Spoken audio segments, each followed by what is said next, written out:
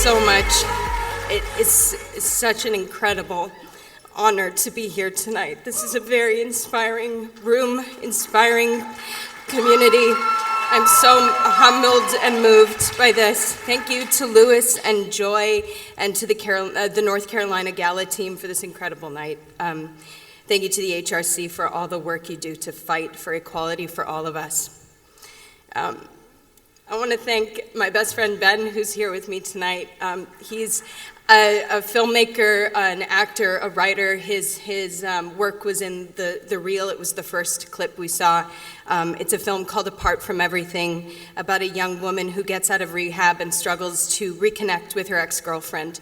And I'm so proud of this film. I'm so proud of Ben. He's actively working to tell stories about the LGBT community, about his experience from his voice, and I'm inspired by him every day to be a more conscientious person and artist. From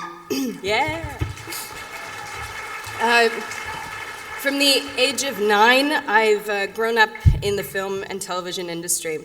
It is an industry that is in our homes every night when we watch television with our families. It's in our friendships when we go out to see films. It's on our phones when we're traveling to work. It is pervasive, and it has for so long forced on us a limited perspective of our world, devoid of the complexity and diversity of our human experiences.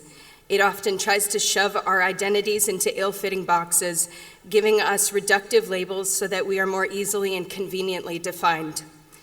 Most of the time, we don't even see ourselves represented at all because it is an industry that has deemed the default to be white, straight, cisgender male. It's definitely not the only industry that operates this way, but when it's telling us formative stories about who we are, what the world looks like, what love is, what sex is, what is normal, it has a massive power and influence. These narrow images get internalized by us and limit the way we see each other. They limit the way we see ourselves, and that has to change.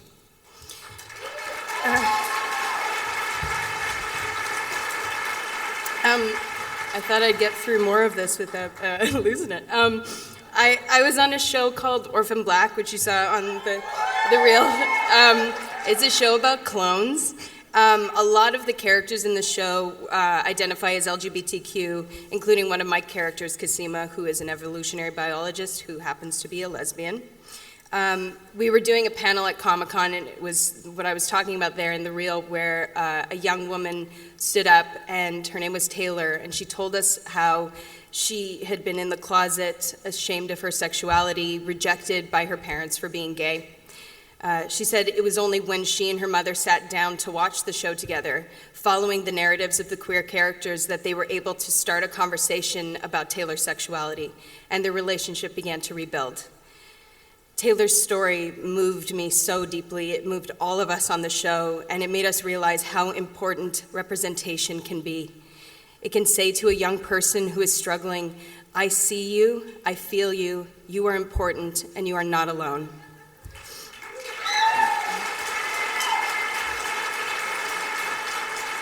Throughout the run of Orphan Black, this really beautiful thing happened. Clone Club created itself. It was this incredible community of LGBTQ youth and their allies from all across the world, from Canada, the States, from Colombia, Spain, Australia, Brazil. It started based on their shared interest in the show, but it became, and it has become, so much more. It is a safe space that they hold for each other. They share their stories. They create artwork with each other. Some of them have written and published books about science together. They've flown across the world to meet up. Some of them are best friends, and some of them have fallen in love. It is so far beyond anything we could have imagined for our show. It is community in action, reaching across the world to hold on to each other, to be each other's allies. It is an incredibly inspiring thing. This was such a massive lesson to me about what representation can inspire. It can transcend content and become an actual physical space, a place you find allies and a place you find belonging. I don't quite know how to put into words what the LGBTQ community means to me. It feels strange to even talk about it in a formal setting like this because it's just me talking about my very best friends. I feel such deep love and empathy for you. You are the people who, I can't see through my tears. You are the people who I connect with, who I relate to, and who I experience life with, who I've shared crushes with, who I've shared discussions about politics with, shared fears, shared dance floors, shared the weddings and the babies and the differences and shared conflicts and growth with. You are my allies, the people I look up to. You're the people I reach out to when I was writing this speech because you give me courage and insight and inspiration. It's a community that, although I'm not a member, so to speak, I have always felt a deep sense of belonging, and I want to thank you for that.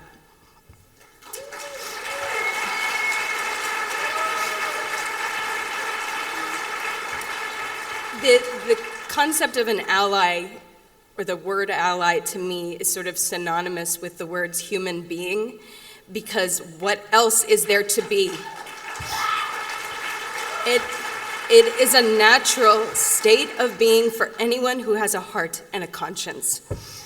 It should be a default setting on us when we come out of the womb that moves us to defend and celebrate our complex humanity because it is integral to all of our survival. I'm here for this community in every way I can be, in any way I can be, as a loud voice, as an open ear, a collaborator, a support, a friend. I don't know any other way to be. Thank you so much for this honor. Thank you.